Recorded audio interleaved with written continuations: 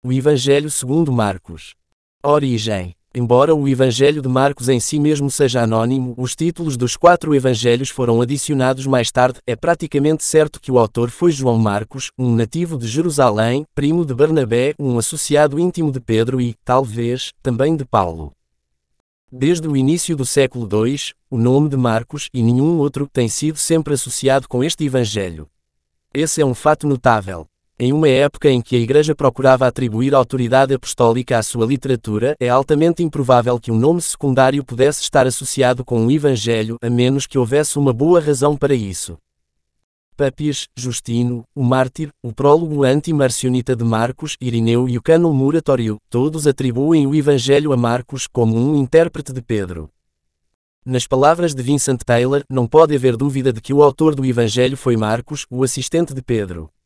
Foram levantadas algumas dúvidas quanto a este Marcos poder ser identificado com o Marcos do Novo Testamento, mas as objeções não são de peso e o consenso é que a identificação deve ser feita.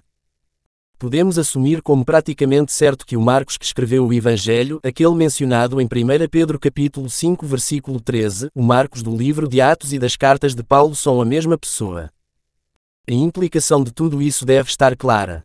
Se o primeiro evangelho surgiu da pena de um homem que tinha contato íntimo com os primeiros líderes da jovem igreja cristã, podemos ter certeza de que ele nos deu um relato preciso e historicamente confiável da vida e do ministério de Jesus. Mais que isso, podemos ter certeza de que Marcos reflete as crenças e convicções teológicas da primeira geração dos cristãos, o que incluía o testemunho visual das poderosas obras de Jesus.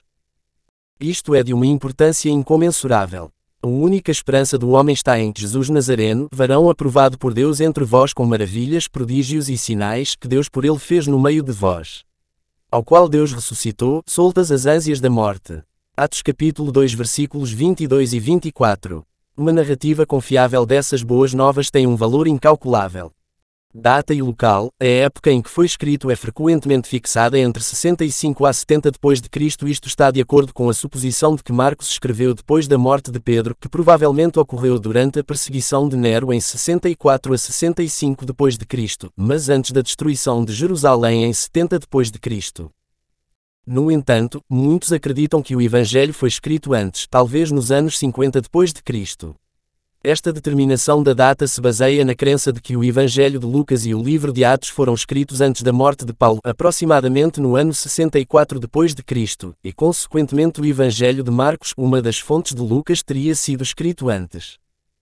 Uma hipótese sólida considera Roma como o local onde Marcos escreveu o Evangelho, com mais probabilidade do que qualquer outra cidade antiga, embora Alexandria e Antioquia também tenham sido mencionadas.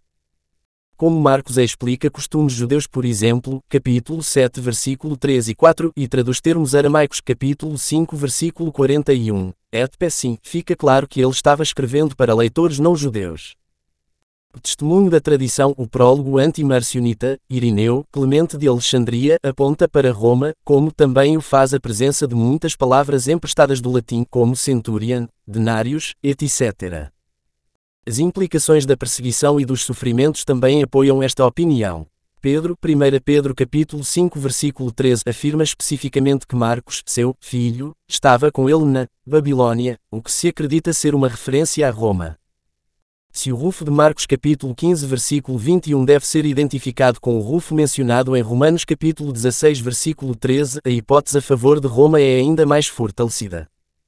De acordo com Papias, bispo de Hirápolis, aproximadamente em 140 depois de Cristo, Marcos foi o intérprete de Pedro, e escreveu um relato preciso de todas as coisas de que ele se lembrava da pregação e dos ensinos de Simão. Esta tradição, confirmada por outros escritores do século II, foi ignorada por aqueles que questionam a confiabilidade histórica do Evangelho. Entretanto, há evidências internas consideráveis que relacionam o Evangelho com Pedro. Marcos começa no ponto em que Pedro se toma um discípulo e caracteriza o ministério da Galileia como centrado em Cafarnaum, o lar de Pedro. Detalhes vívidos sugerem o relato de um testemunho visual. Acontecimentos favoráveis a Pedro são omitidos, ao passo que eventos menos favoráveis, tais como a negação, são narrados com considerável integridade. A opinião que prevalece é de que Pedro foi uma das principais fontes de Marcos.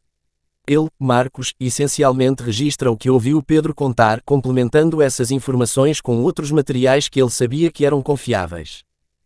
Outro fator a considerar, frequentemente associado com resultados negativos, é conhecido como a crítica da forma. Esta matéria tenta descobrir as fontes orais que estão por trás dos evangelhos. Se o de Marcos foi o primeiro evangelho a ser escrito, como se acredita amplamente, houve um período de 25 anos ou mais em que a mensagem do evangelho circulava principalmente em forma oral. Os críticos da forma estudaram o que se acredita ser unidades de tradição nos evangelhos e as classificaram em uma grande variedade de categorias ou formas, por exemplo, histórias de frases proferidas, histórias de milagres, etc. Os críticos mais radicais ensinam ou sugerem que estas unidades foram criações da Igreja e são destituídas de base histórica. O subjetivismo dos advogados radicais da crítica da forma, como se pode ver pela ausência de um acordo, desacreditou o movimento em seu aspecto negativo. Alguns estudiosos, por outro lado, usaram a crítica da forma para demonstrar a exatidão e a confiabilidade dos registros do Evangelho. Não há dúvida de que é verdade que as unidades variadas da história do Evangelho foram amplamente pregadas e ensinadas por meio de algumas formas vantajosas para a sua memorização e para o seu uso no discipulado. Mas, aquelas formas se cristalizaram quando houve a possibilidade de comprovar a sua exatidão. João Marcos não poderia ter escrito e circulado, com sucesso, um relato da vida e dos ensinos de Jesus que fosse contrário aos fatos ainda largamente conhecidos durante a geração posterior à crucificação. Existe um sentimento de que o Evangelho de Marcos é fruto do testemunho combinado da primeira geração de crentes.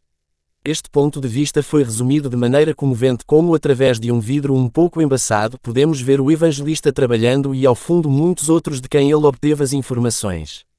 Atrás dele está a atividade de ensino de uma igreja viva. Ele compartilha estas informações, depende delas. O seu evangelho é muito mais do que uma obra particular, é um produto da vida da igreja, inspirada pelo Espírito de Deus. Portanto, as fontes de Marcos foram principalmente a pregação e o ministério de ensino de Pedro, combinados com elementos da tradição oral e das suas próprias lembranças pessoais, e possivelmente com alguns documentos escritos. Os milagres. Talvez seja justo dizer que a Igreja passou por um período durante o qual o elemento miraculoso na Bíblia esteve grandemente desacreditado. A atmosfera dos nossos dias é mais amiga da ideia dos milagres. A ciência tem uma visão mais humilde dos limites das leis naturais. Já não existe mais nenhuma razão para negar, com base na ciência ou na filosofia, que Deus pode usar forças ou leis que o homem ainda não descobriu.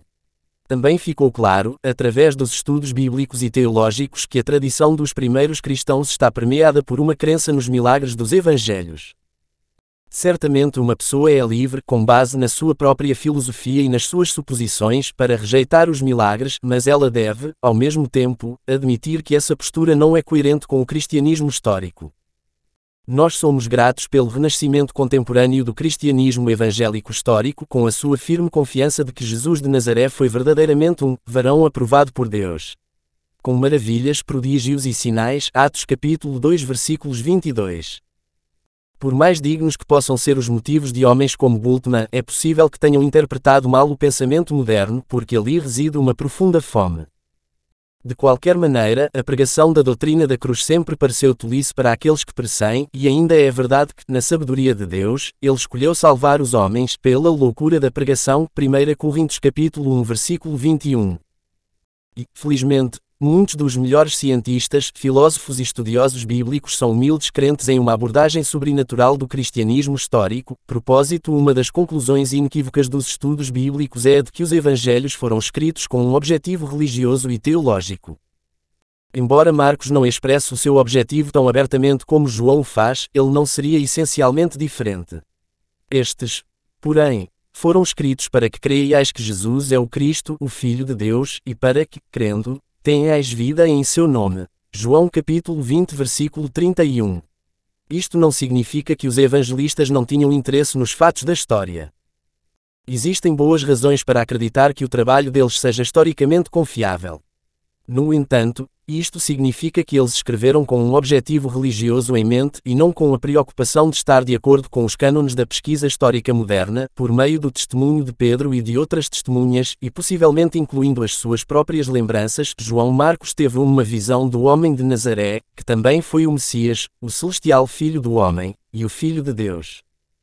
Nele o reino de Deus se aproximou. Este poderoso Filho de Deus enfrentou Satanás e os seus asséculos demónios, enfermidades e a morte, em um conflito mortal e emergiu como vencedor. Marcos queria que toda a humanidade visse o servo sofredor e que o seguisse até o Gólgota, passando pelo sepulcro vazio e chegando até à glória que há de vir. Ele queria encorajar e proteger os crentes que se preparavam para enfrentar o ostracismo, a ridicularização e o brutal martírio sob os imperadores romanos hostis. E foi assim que João Marcos, que uma vez falhou e desapontou o apóstolo Paulo, Atos capítulos 13 versículo 13, 15 versículos 36 a 39, tomou uma pena e um papiro e registrou esta história para todas as épocas. Ele a contou ansiosamente, usando o presente histórico e o imperfeito como se os eventos estivessem acontecendo diante dos seus olhos. Entremendo a sua narrativa com a palavra eutos, logo, ou, imediatamente, e conectando as suas frases com Cai também, e, ele escreveu o Evangelho da Ação com vivacidade, colorido e detalhes que somente uma testemunha poderia recordar. Embora aparentemente simples e natural, o resultado foi, na verdade, um documento religioso profundo, solidamente baseado nos fatos que é verdadeiramente a Palavra de Deus. Poderoso Filho de Deus, Salvador eterno e vivo, Ele conhece o caminho, Ele nos conduzirá com segurança. Fonte, do material Comentários Bíblicos CBB.